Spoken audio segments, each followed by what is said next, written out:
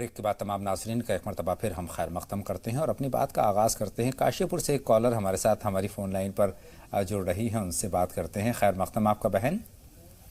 जी अस्सलाम वालेकुम। वालेकुम अस्सलाम बहन, अपना नाम बता दीजिए।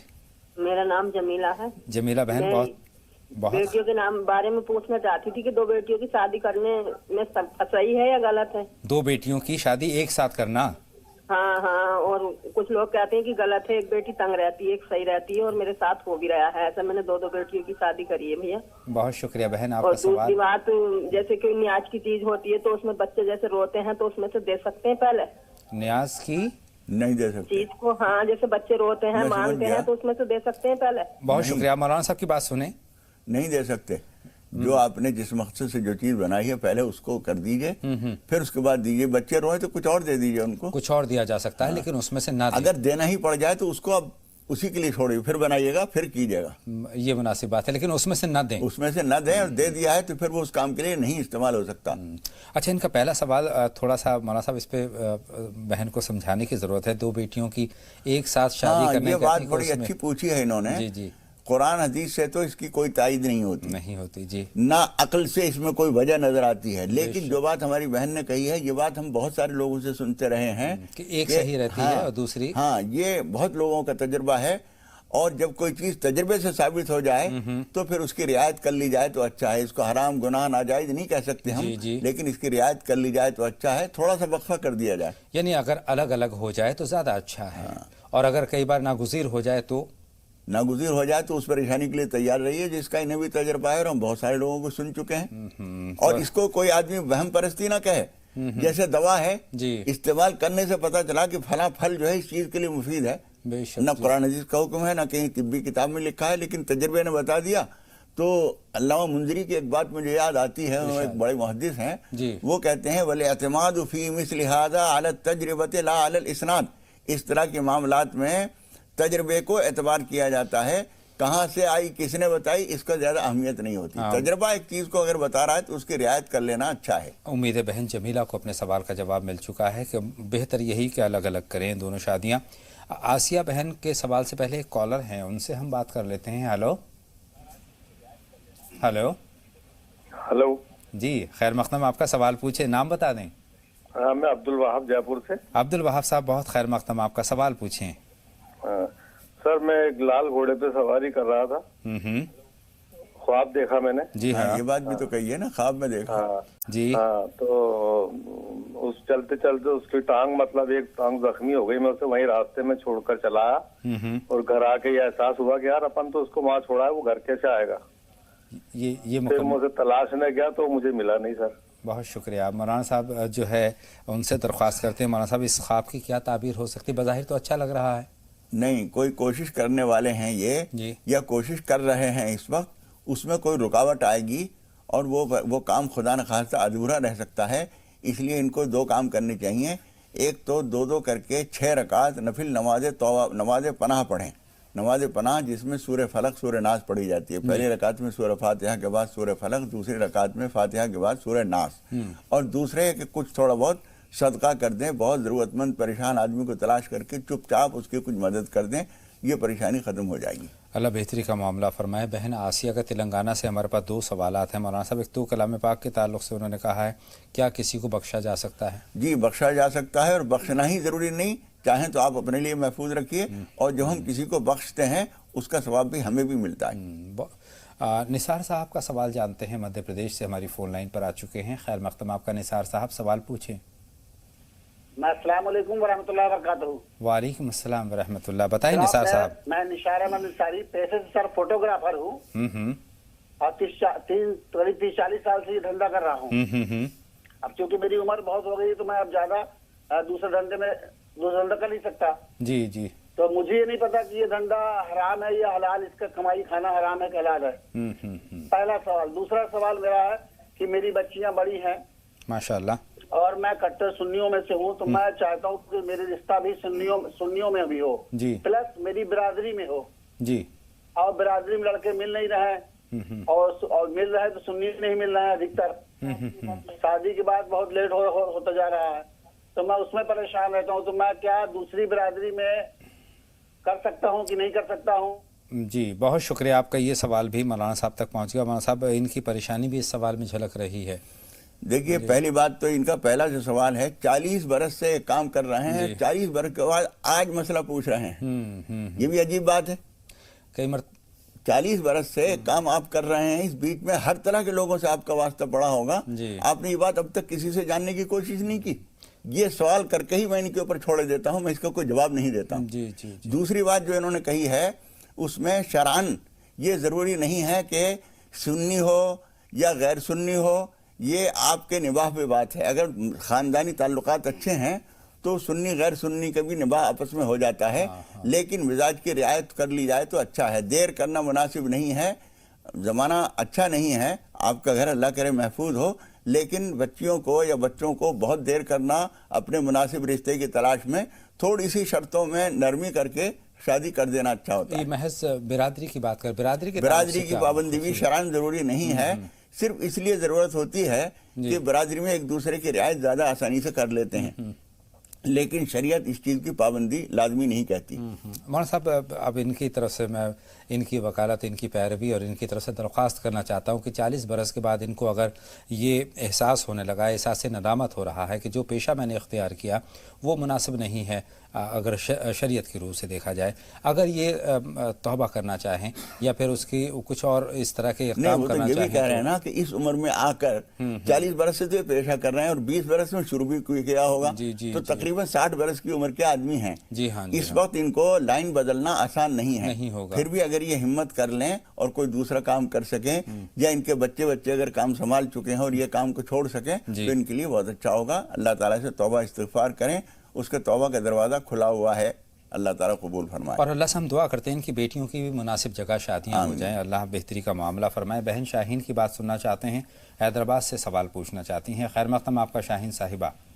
السلام علیکم. السلام علیکم. وعلیکم السلام. بہن شاہین بتائیں. جی آپ کا پروگرام بہت اچھا لگتا ہے ہم کو, ہم روز دیکھتے ہیں. جزاک اللہ, بہت شکریہ بہن. آپ جو باتیں سمجھاتے ہیں ہمیں بہت اچھے سے سمجھ میں آتے ہیں, مولانا صاحب کی جو بات بولتے ہیں بہت اچھے سمجھ میں آتی ہے ہمارے کو. ماشاء اللہ ماشاء اللہ اس پہ عمل بھی کرتے ہیں ہم, اور بہت اچھا لگتا ہے. مولانا صاحب جو باتیں بولتے ہیں اچھے انداز سے, بہت اچھی لگتی ہے ہمارے کو. مقصد یہی ہے کہ خیر کی بات سب تک پہنچے اور تمام لوگ اس پر عمل پیرا ہوں, یہ اس کا مقصد ہے. بتائیں بہن شاہین کیا جاننا چاہتی ہیں؟ جی بھیا, میرے بچوں کے لیے ہمارے لیے سب کی دعا کیجیے, جائز حاجات کے لیے. جائز حاجات کے لیے بچوں کی, بہت لفظ جائز بہت اچھا استعمال کیا. فرمائے آپ کی بھی اور آپ کے بچوں کی بھی, اور جتنے ہمارے ناظرین ہیں اور جتنے ہمارے بھائی بہن جہاں بھی جو ضرورت مند ہیں, اللہ ان کی مدد کرے. آمین ثم آمین. اور بہن کو مولانا صاحب کچھ کرنے کی ضرورت ہے, اپنی جائز تمناؤں کو مکمل نماز حاجت پڑھیں, اللہ سے دعا کریں, نمازوں کی پابندی کریں, اور فرض نمازوں کے بعد بھی دعائیں قبول ہوتی ہیں. اس لیے نماز سے فارغ ہونے کے بعد اللہ تعالیٰ سے یقین سچی چاہت کے ساتھ دعا کریں گے, اللہ تعالیٰ قبول فرمائے انشاءاللہ تعالیٰ. بہن آسیہ کا ایک سوال مولانا صاحب ناموں کے تعلق سے ہے. آسیہ پروین اور زیب النساء کے انہوں نے معنی جاننے چاہے ہیں. کیا یہ دونوں نام بہت اچھے ہیں, کوئی حرج نہیں. بہن خوشنما کا سوال ہمارے پاس ہے. وہ جو 3 مہینے ان سے کہا گیا ہے, 3 مہینے قل هو اللہ احد یہ پڑھنے کے لیے کہا گیا, اور اس میں وہ انہوں نے بتایا ہے, صحیح بتایا ہے کہ خاص ایام میں قل هو اللہ تو نہ پڑھیں, باقی دوسری چیزیں جو دعائیں ہیں, جو درود شریف ہے, استغفار ہے, کچھ اور دعائیں ہیں جو قرآن مجید کی بھی دعائیں اگر ہیں تو بطور دعا ان کو ان دنوں میں بھی پڑھ سکتے ہیں. باقی قرآن مجید یا اس کی کوئی صورت نہیں پڑھ سکتے. جیسے ربنا آتنا فی الدنیا حسنہ, دعا کے طور پر اس کو پڑھ سکتے ہیں, حالانکہ یہ قرآن مجید کی آیت بھی ہے. خاص ایام کا اگر ذکر کریں مولانا صاحب, تو خاص ایام میں کیا کیا جا سکتا ہے عبادات کے حوالے سے, کیا نہیں کرنا چاہیے؟ نماز نہیں پڑھ سکتے, قرآن مجید کی تلاوت نہیں کر سکتے, قرآن مجید کو چھو نہیں سکتے. جا نماز پر بیٹھنے کے بجائے کسی پاک کپڑے پر بیٹھ کر استغفار, درود شریف, تیسرا کلمہ اور دوسری چیزیں جو دعائیں ہیں وہ پڑھی جا سکتی ہیں. بہت شکریہ بہن خوشنما کو بھی اپنے سوال کا جواب مل گیا ہے. مولانا صاحب اپنے موضوع کی طرف ہم آتے ہیں. ہمارا آج کا بہت اہم موضوع ہے کہ قدرتی وسائل کا ہمیں تحفظ کرنا ہے, اس کے بے جا خرچ سے اپنے آپ کو روکنا ہے. تو جو چاہے وہ پانی کی شکل میں ہے, چاہے زیادہ بجلی خرچ کرنے کے زمرے میں آتا ہے, چاہے وہ زیادہ پیٹرول یا پھر ایندھن پھونکنے کے تعلق سے آتا ہے, کس طرح سے ہم ان کا تحفظ کریں, کس طرح سے استعمال کرنے کی بات کہی گئی؟ دیکھیے تھوڑا سا سوچ کر آدمی اس کو غور کر سکتا ہے. مثال کے طور پر ہمارے خاتون کھانا بنا رہی ہے, اور اس کو کچھ دیر کے بعد اس کو اندازہ ہے کہ اتنی دیر تک ہم गैस बंद कर दिया, उसके अंदर जो कुकर के अंदर जो भाप है वो भी अपना काम कर रही है, उसे करने दीजिए, तो थोड़ा सा गैस बचा लिया।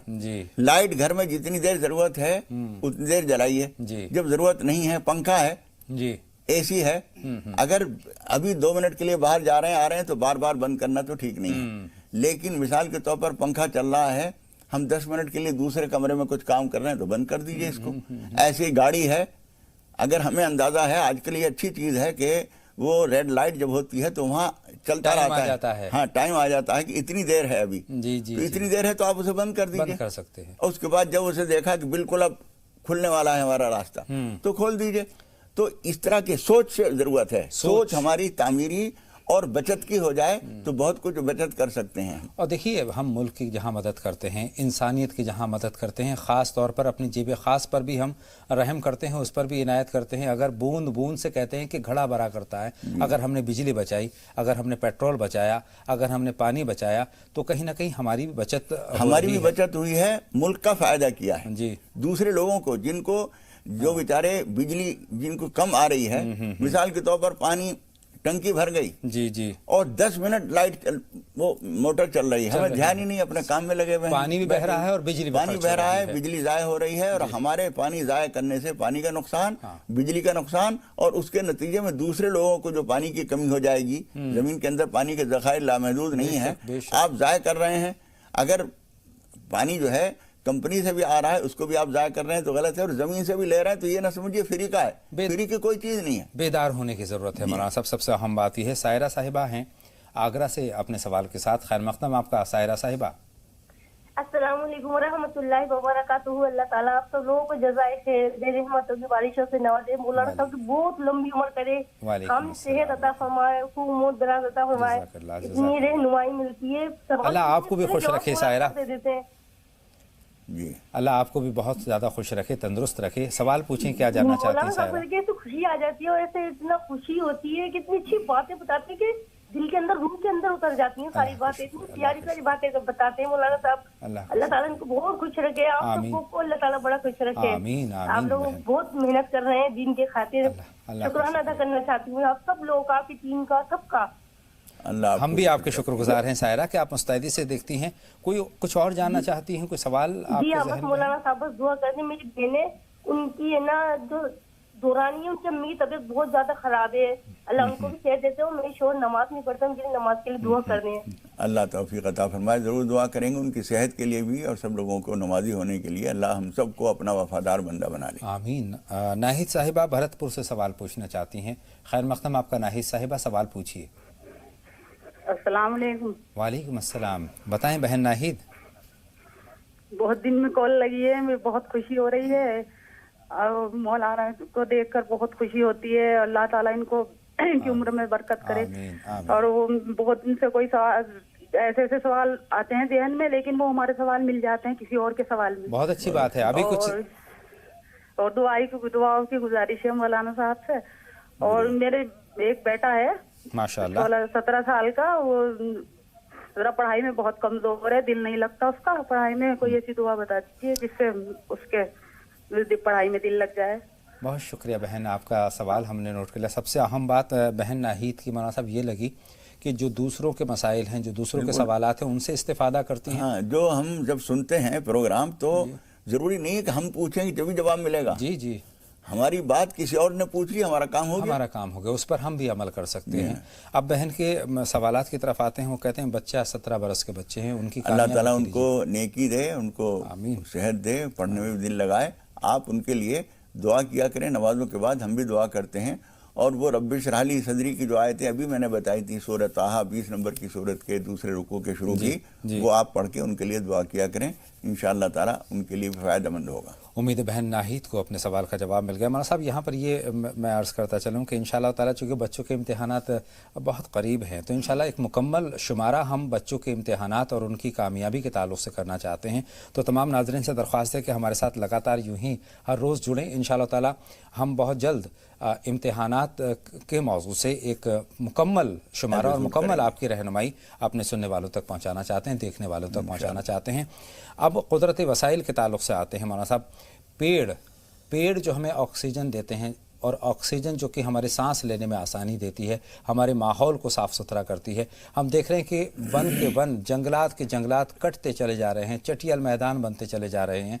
पहले हमारे आंगनों में, पहले माशाल्लाह कुशादा घर हुआ करते थे, आंगन में हमारे शजर लहराया करते थे, हवाएं होती थीं, परिंदे उस पर बैठा करते थे, आती थी, चहचहाती थी, कितना खुशनुमा माहौल होता था। आज हम देखते हैं कि उनको काटा जाता है, बेदर्दी से काटा जाता है। अगर वक्त ज़रूरत इजाज़त लेकर आपने काटा भी है तो उस शजर के बदले में आप बहुत सारे शजरकारी कर सकते हैं, लेकिन ऐसा नहीं होता। अपना काम हो गया, आगे बढ़ गए। अभी हाल फिलहाल का एक वाक़या मैं बयान करना चाहता हूँ। मेरे घर की एक बच्ची है और मेरे घर के बगल में एक मकान तामीर हो रहा है। उस मकान की तामीर के लिए 1-2 शजर को उन्होंने बिल्कुल काट दिया।